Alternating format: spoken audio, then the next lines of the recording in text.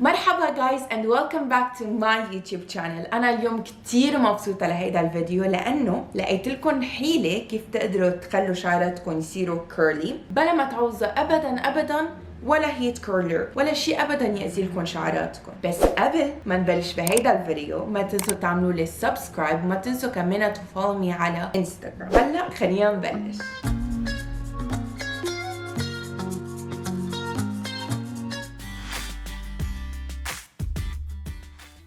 أول شي رح بلش فيه هو إنه رح أقسم شعراتي لقسمين.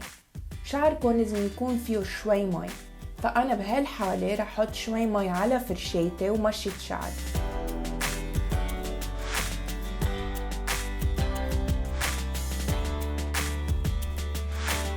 عم عوز هون شاط الروب، فيكن انتو تستعملوا شو ما بدكن.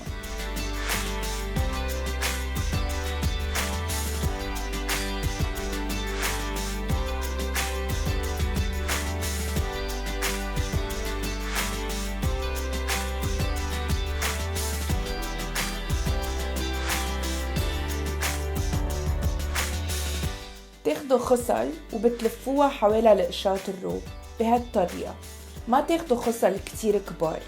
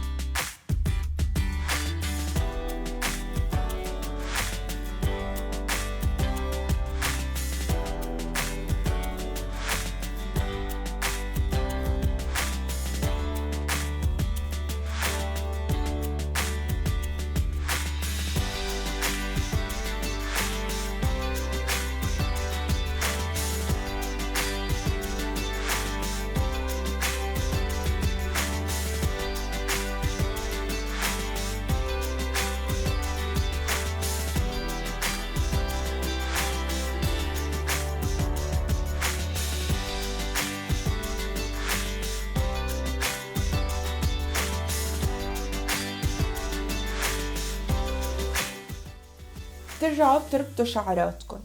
إذا أنتوا كتير بتبرموا بتتشقلبوا بالليل، أحسن إنه تلفوا القشاط حوالي شعركم.